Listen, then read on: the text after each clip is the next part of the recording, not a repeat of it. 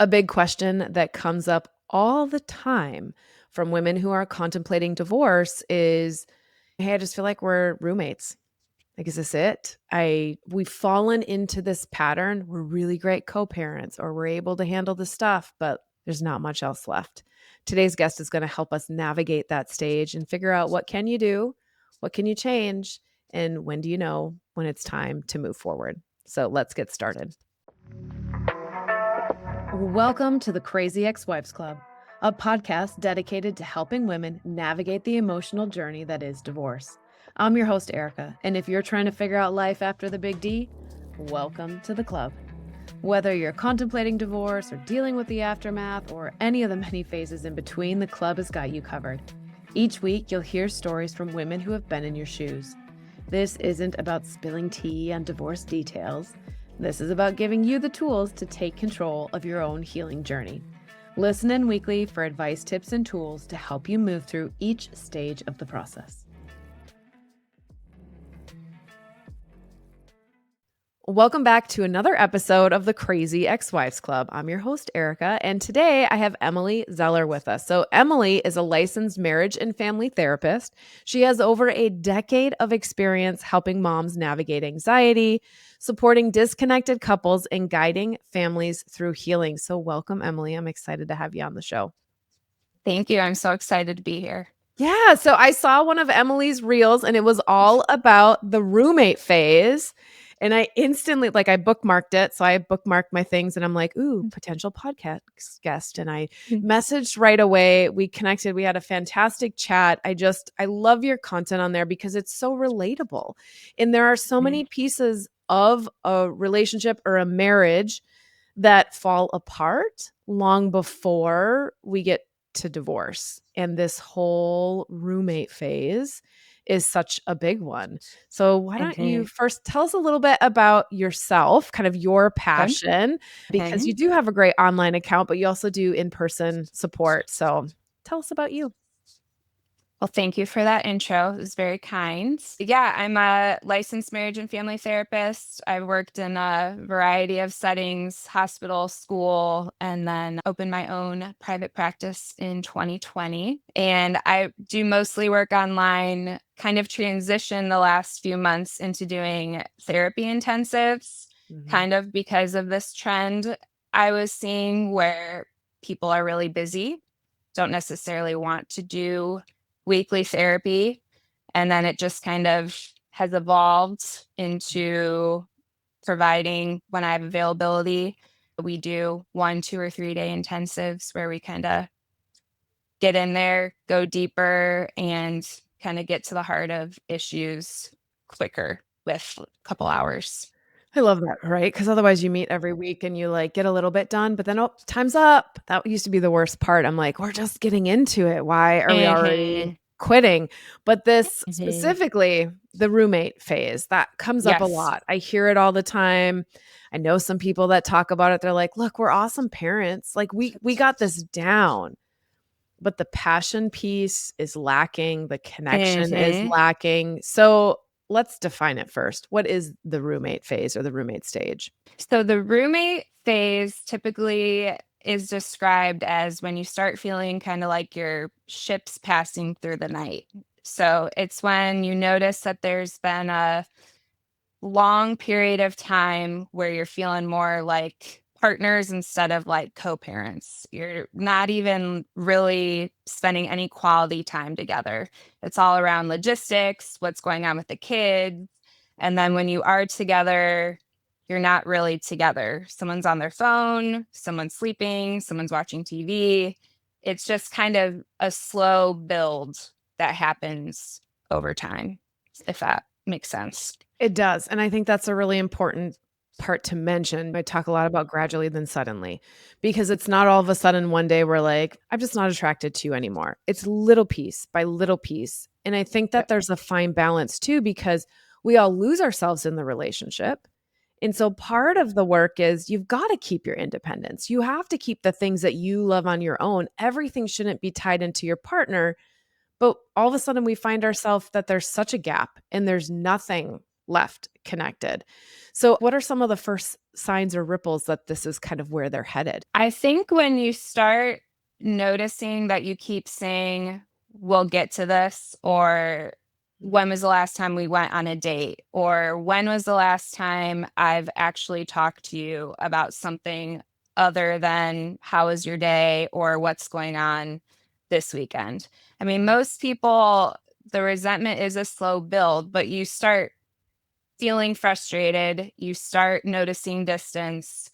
And again, what I'm hoping is going to keep happening more and more is people don't wait until it's at the point of no return. And either way, even if you do decide we're disconnected and I need to be done, but like most people wait 6 years before they go to couples therapy.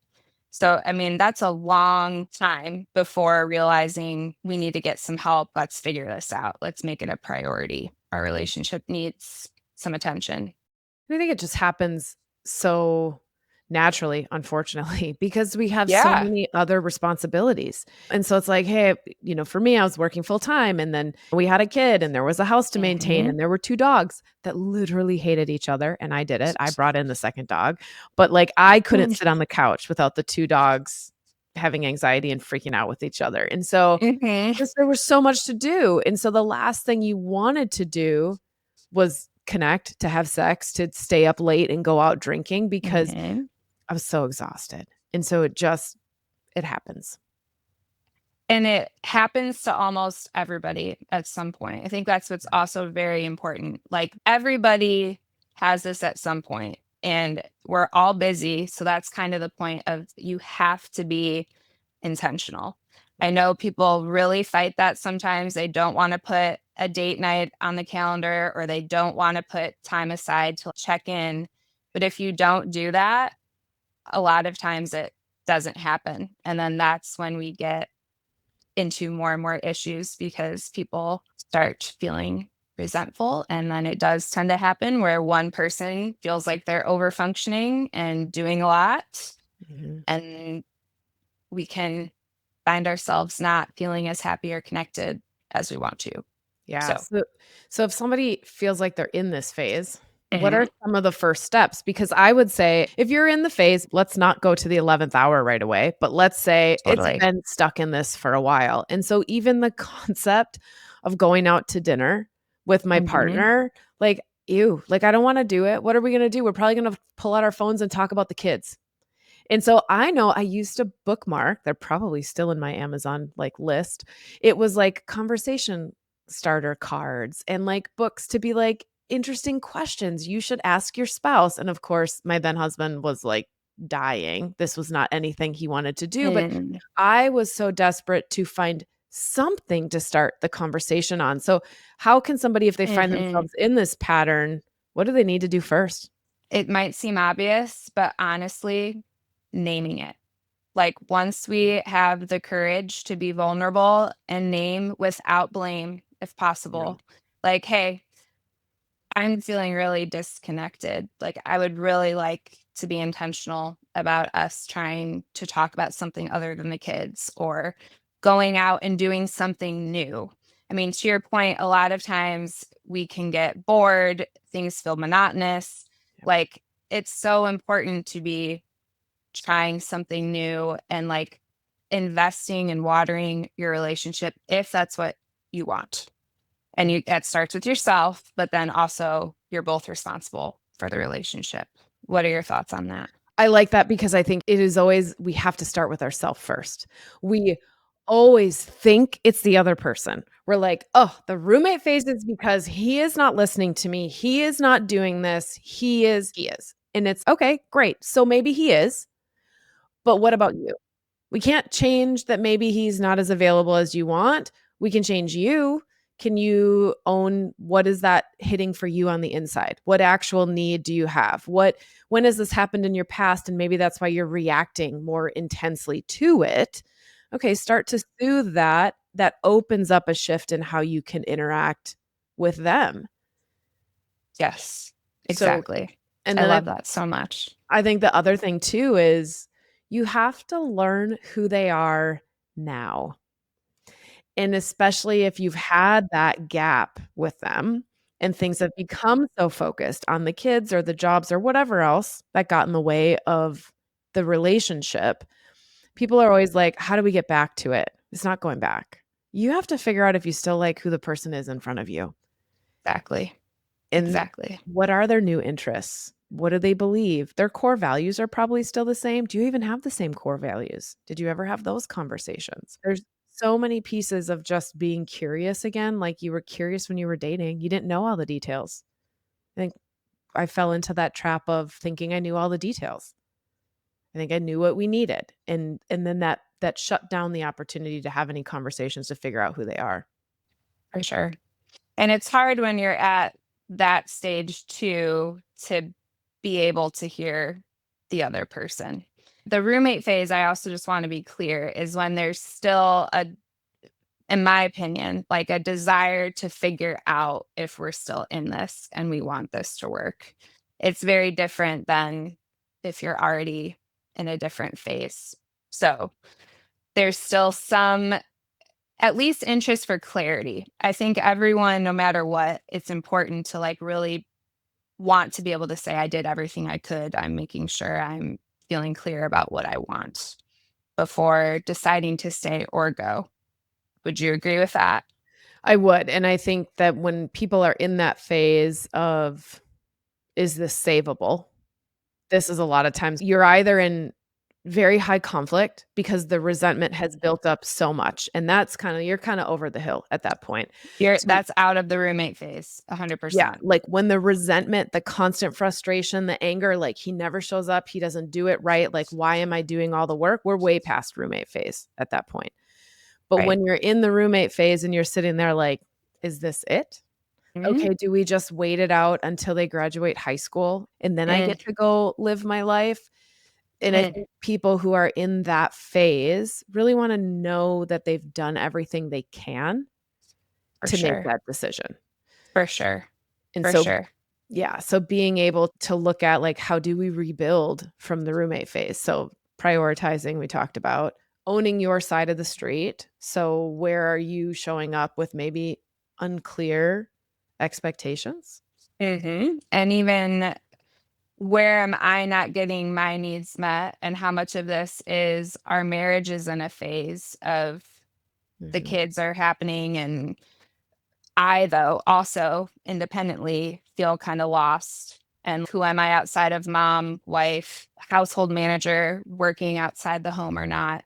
It can feel very understandably overwhelming to then feel isolated and nobody cares about me. But you have to start there and figure out, okay, what is mine?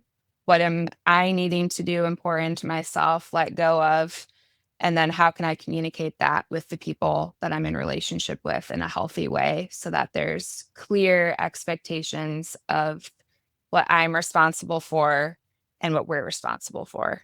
Yeah. But that's very hard to do if you're in high conflict or if you're on the other side. So when that starts budding, I think that's the best time to try to be proactive. Mhm. But we don't always do that, right? And that's okay too. But there's always opportunity for growth and getting back to who you are and what you want. I mean, look at you. You're crushing it. Like on the other, I mean, truly, would you say, like, how would you say the process of Mhm. owning what is yours, what wasn't, and then how that's kind of transformed? Because I feel like you talk about that very beautifully in an honest way. Thanks. I think that in my marriage, I 100% lost who I was because I had all of these like cultural expectations, right? Because you don't know what you don't know. And so I had my parents' marriage, who they were married until my dad passed away. He had pancreatic cancer. So that ended a lot sooner than what my mother would have wished. But up until then, he worked, she stayed home with the kids, white picket fence out front. We never saw them fight. So I grew up not understanding that relationships took communication. I grew up not understanding that you had to stay independent while still being together because I thought you just merged into one. And so I lost who I was. I mean, I was working full time trying to be the best Pinterest mom out there. It's when Pinterest was new too, right? So you had to be invited. You had to be like the cool kid that got invited. And so then I had like a whole board, like all my boards were like, this is Halloween costumes and this is like fun food, kitty foods. And then there was, if you saw the thing where you were supposed to buy the felt and cut out the Christmas tree and then cut out felt ornaments and then tape it to your wall, and your toddler was supposed to love doing this thing. And so I was like, I'm going to start a business, and I made 3 and none of the felt stuck, but I like was doing all the stuff. And I had completely lost who I was as a woman. I remember I wrote, it was like a blog post before I ever had a blog, and it was about, like, cleaning out my underwear drawer and finding, like, the sexy underwear that I didn't wear anymore. And I had, like, a two-year-old, I had a toddler, and I just remember being like, "Huh, remember when that was what you loved, and now you love the comfort, or you love the whatever it is, or, hey, these are cheaper and this is what I'm buying." But there was this letter I wrote to myself about, I'm looking forward to the day when this part of me comes back, when there's time and there's space. And I didn't find that till after my divorce. And so after the divorce, and then looking at like current relationship, I realized how many subconscious expectations were running. This is what it means in my, if you do this means this, so then that must mean this about me. And so I would sit down and I'd first do what you're saying. I had to do the self-reflection. Well, okay, what's really bothering you? What's at the root of it? What is that core wound? People talk about the childhood wounds, but what is the childhood need that never got met that you're now trying to fulfill in an adult relationship? And then having the ability to go to the partner and being like, "Okay, because you did that, my mind is telling me it means this. Does that mean the same thing to you?" And having that partner be like, "Not at all." It also, I fully confess, my codependency runs deep. And it's an active practice, even to this day of, like, when before dating, post-divorce, before dating, fully found myself, traveled solo, snowboarded solo, did whatever I want, like, I fucking loved my life exactly as it was, and so in comes the person, right? Because that's usually how it works. When you finally are like, "I am good, I know who I am, I know what I want, I don't care what anybody else thinks, I can show up as me," in comes a person, and in comes all those codependent expectations, right? Like, "We're always supposed to travel together. What do you mean you're traveling solo? Do I now need to be worried and this and that? Do you not want me there?" Those are all conversations to be able to avoid falling back into old habits, to be able to say, even now, like, there's seasons where we're real lined up, and there are seasons where we're not as lined up. He socializes a lot, loves to go out and socialize, have a couple cocktails, right? I've talked about he's just a jolly Irishman. He drinks a lot of whiskey. It's in his Yeah, blood. likes to have a good Um, time. yeah, he doesn't need as much sleep as I do. I need it. And so sometimes I pull back real hard, but it's a choice.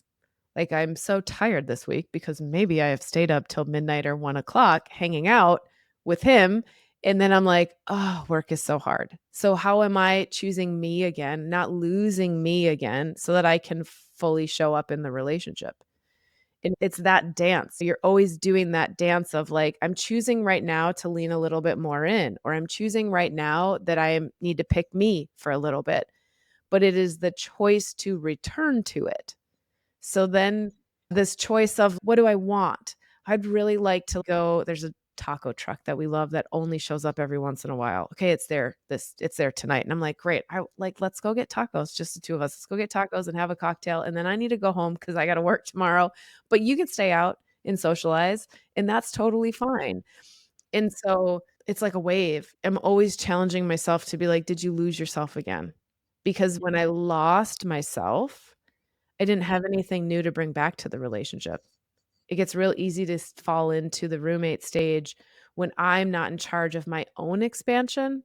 What am I inspired about? What am I excited about to bring that back in? And that's been a huge shift from marriage to current commitment, that, ooh, that's where you got on the wrong path because you solely focused inside the relationship and didn't have anything else outside of it. Exactly. Yeah, exactly what you're saying. You can't both expect your relationship to fill all your needs or blame your relationship for everything that's going wrong. It's both sides. And what I really like about what I hear you describing is the self reflection and check in of, okay, do I really want to go to this taco truck? Okay, I do. And I know my boundary is he's probably going to want to stay out later than I do. And that's fine. But I want to communicate, hey, let's do this together. And then I'm going to leave around 9 and get some sleep. Are you good with that? And then trusting him to be fine with that and not take it personally that he wants to stay out later and you don't. And it's because of your different needs of sleep. It's not because you don't like him or he doesn't like you.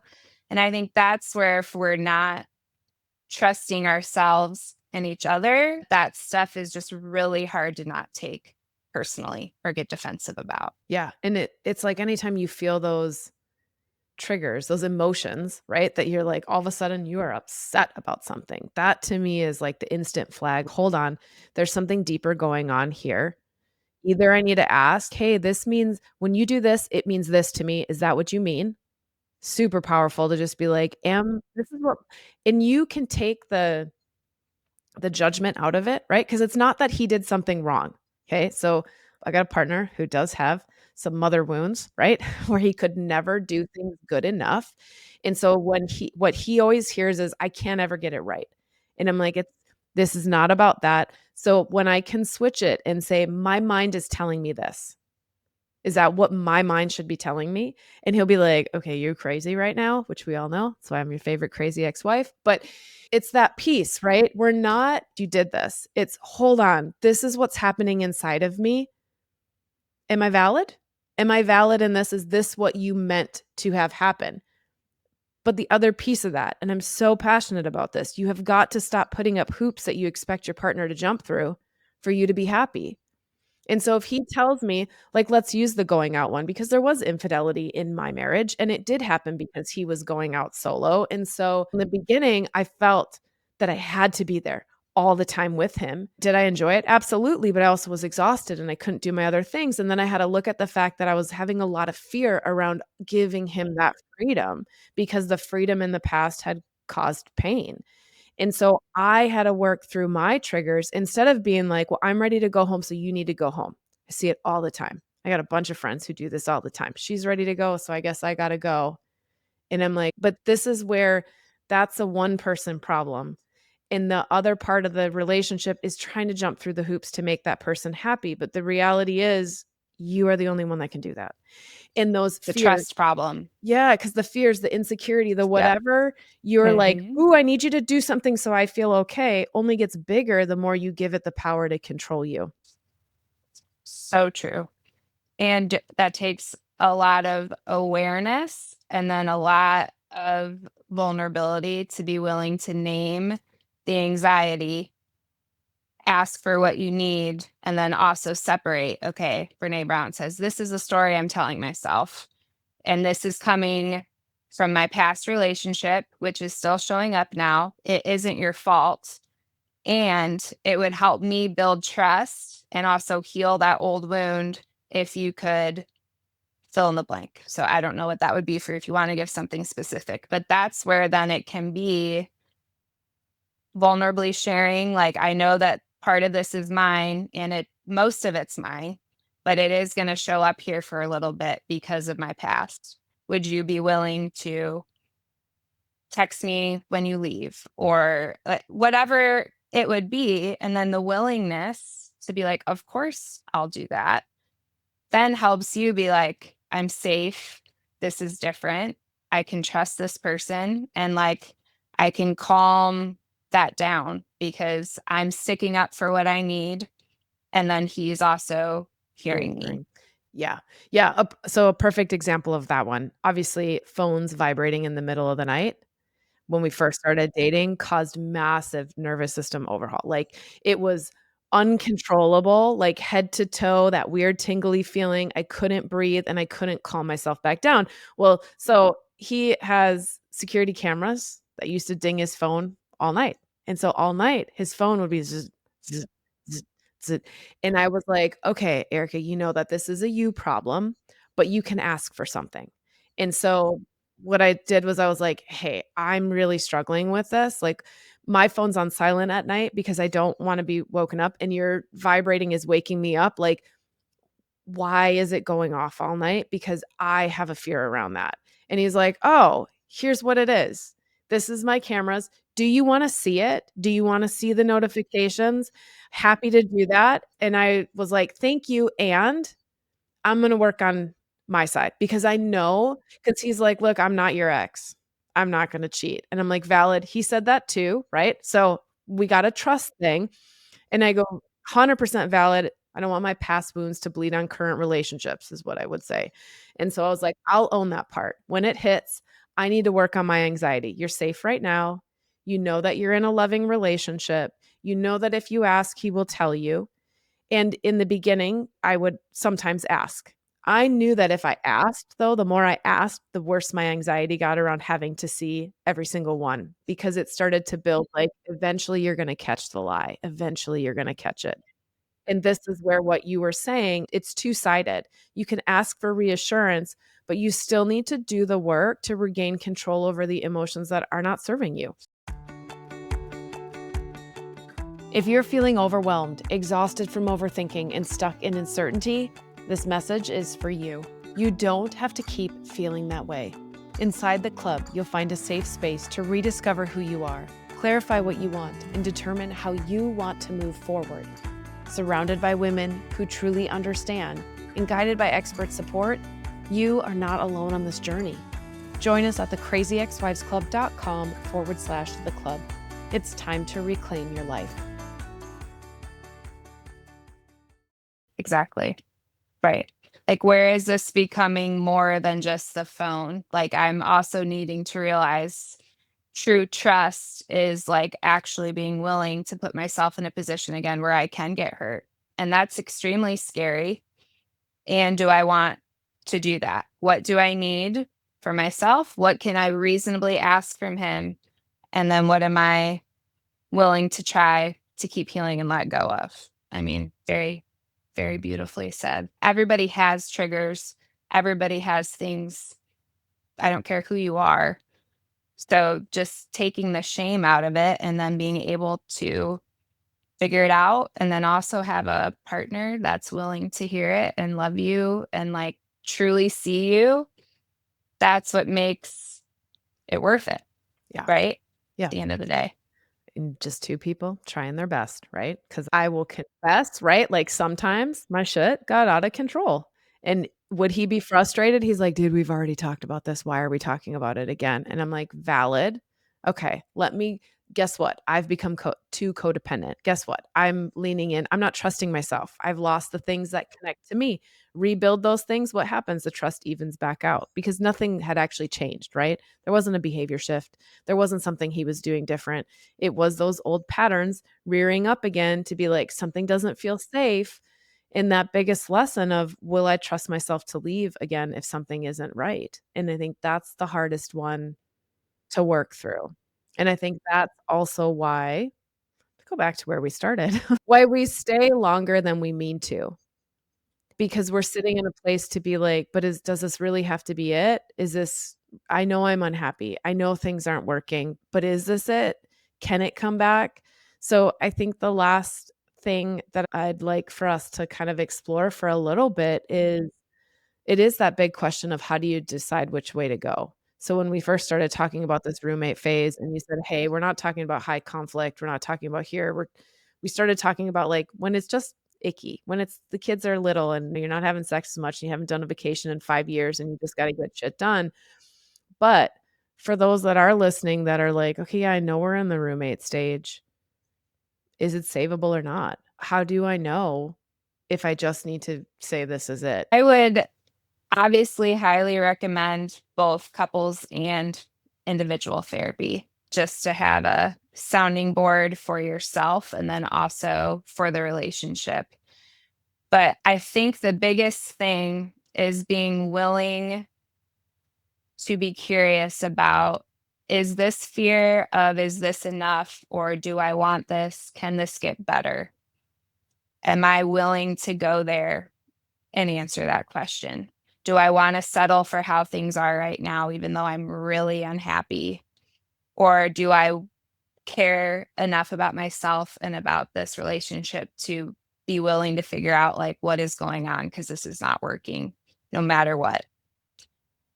And that's a question only every person can answer, but I feel like I would encourage doing that when you're noticing any of the resistance or dissonance start, because that's only going to keep building if you don't address it.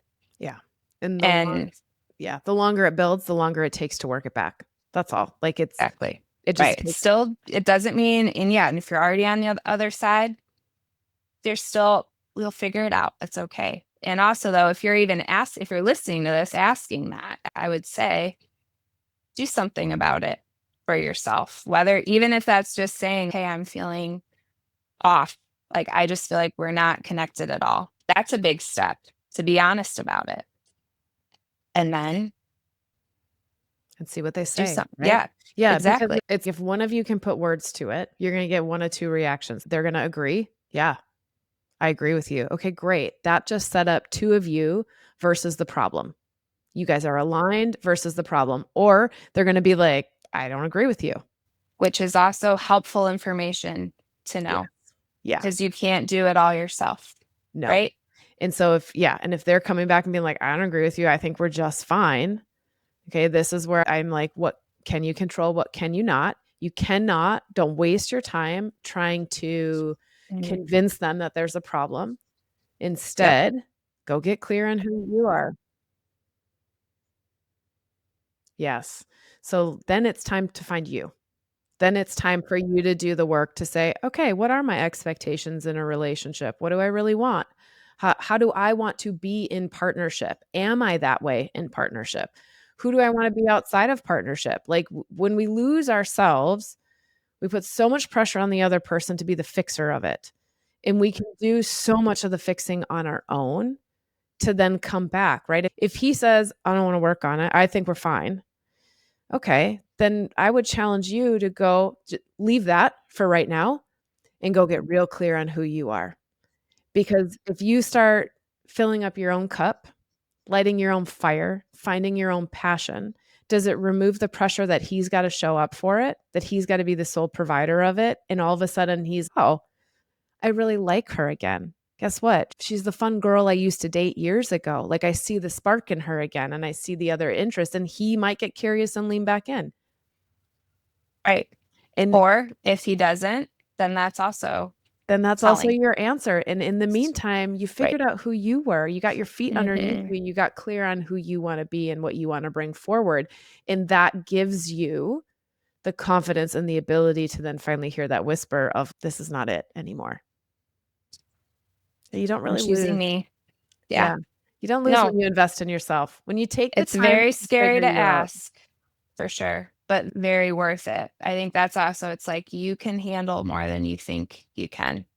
And you're already unhappy if you're asking this question. So let's do something about it, because you can, no matter where you are in the process. Like there's always something you can do, which I find very freeing and very gives me a lot of hope. Like I truly think you can change at any stage. I don't care if you're 85. I know people are like, once you're old, you can't teach a old dog new tricks, but I just fiercely in my core, I'm like, no, you can always. Always, because we're always growing and evolving. You're not even the same person you were a week ago. You've had experiences that have shifted your mindset, shifted who you are, but they're so tiny in the beginning. So you can always change. You cannot change other people. They have to choose to join you in the change.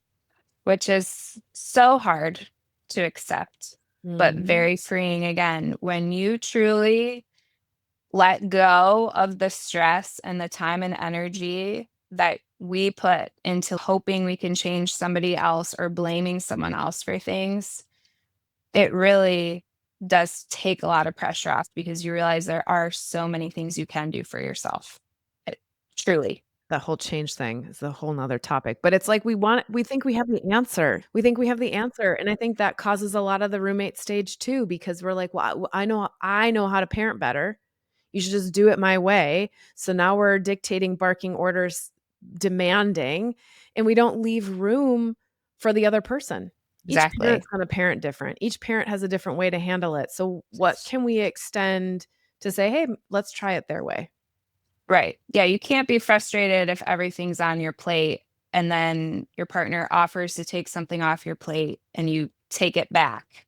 That happens so often. I with working with moms, we can all overfunction, but he's never going to do it the way you do. It's not going to be perfect. But if you want to stop feeling stressed and overwhelmed and you want his help, Let it you've got to happen. be willing to let go of some control, Oh my which gosh. can be hard. Right? I am gonna call you out, listeners. If you're over there like, "He doesn't clean the kitchen the right way," you might have to let that one go, right? Do you want help in the kitchen? Well, he needs to do it my way.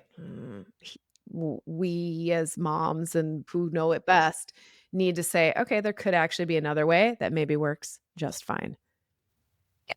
It'll solve a Being lot of your open problems. to that instead of insisting That it's it your way or needs the to be highway. one way. Yeah. Yeah, I used to sit in for the sure. corporate office, and they'd all come in and complain about my husband didn't do it right, and I was, like, separated, and I was like, "My husband ain't doing shit." So, like, You're complaining to the literal wrong person. I go, Bingo. "Literally, there's 0 more help at my Yeah, house. So, I'm sorry he didn't, like, bathe the child correctly. Let's fix that." Being appreciative. We don't really notice all the things they do when they're there because we're so annoyed at all the things that they're doing wrong, and then they leave, or we kick them out, or we leave, and we're like, "Huh, doesn't mean you made a mistake." But a lot of times we don't see that stuff till it's too for late. sure. But even that's like the roommate phase of you both feel underappreciated and you're not communicating or even saying, "Thank you for giving the bath tonight," or "Hey, thanks for picking up dinner." Like we forget how we treat other people different than our spouse. And it's like that should be the number one person if you're wanting that to work that you're pouring into. And if that's not the case anymore, let's figure out why. And that's a really good call out. I remember we had one specific conversation after he had already moved out, and now I was managing the whole house solo, and I was like, "I just want to apologize." And he's, "What?" And I'm like, "I didn't notice. I didn't notice, how often you were taking care of the yard. I didn't notice how often you were making the dinners. I didn't notice all these things." And then I said, "And on top of it, when you did do it, I told you why you didn't do it right." Because, like, mowing the grass, my dad always mowed the grass. I grew up in the Midwest where we mowed grass. You grew up in California. You didn't mow grass in California. What do you know about mowing grasses, right? I know everything. Part of who I am. But anyways, so I owned that. And I said, "I'm really sorry. 1, I didn't appreciate it, but 2, I was super judgy about it all the time." And I'm like, "That must have felt terrible. And so I'm sorry." And just like that was for me. It wasn't for him. It was for me to say, "Yeah, you know what? I screwed up too. I screwed up too." And it felt much better to just be able to say it. Now, what did it do in my side? I'm now still working on it, but I'm far better at being like, "Thank you so much. I really appreciated that. Like, that really helped. You clean the kitchen. I know that you should just clean the kitchen. We both live here, blah, blah, blah, blah. I don't care. Like, you did it. I know you're doing it for me because you don't care that there's dishes in the sink. I do. And that made a world of difference in my acts of service love language. That is like through the moon." And so just owning those pieces, if you're stuck in the roommate stage, I don't know, just start with thanking them for the little things you see them doing and seeing if that opens a new door, seeing if that creates a shift, seeing what else is out there. Emily, I wanna thank you for your chat today, but you have a download for listeners, and so I wanna make sure that we tell them about what they can go get. Yes. Yes. If you go to my website, zellertherapy.com, or over on Instagram, I am Emily Zeller. There's a guide for 5 ways knowing your own personality can change your relationships, which is kind of on theme for what we've been talking about today. Right. So the link to grab that, you guys, it's in the show notes. It's on the crazyexwivesclub.com under episodes. We've got Emily's Instagram as well as her website linked directly there. So you guys can just click on it, grab the download. It is all about learning who you are, how you are showing up, and the stories you've created in your mind. And when we understand those three pieces, now you can choose how you want to show up. So give yourself some grace in this next week. If you are still partnered, I'm going to challenge you to look for all the things that they are doing and share that appreciation with them, whether or not you're ready to go. Sprinkling a little gratitude and appreciation just helps everybody calm the F down so that you can move forward a little better. It like doesn't hurt anybody to say thank you, but give yourself grace, start to look for those things, and then go grab that download to learn more about your personality and how that has you show up. Thank you, Emily, for joining us today. You guys, I'll see you next week with another episode. And that's it. Another great episode of the Crazy Ex-Wives Club, a podcast for women learning how to heal from their divorce. Tune in next week for more advice and tips to help you figure out life after divorce. And until then, give yourself grace, do the best you can, and know that this is all part of the process.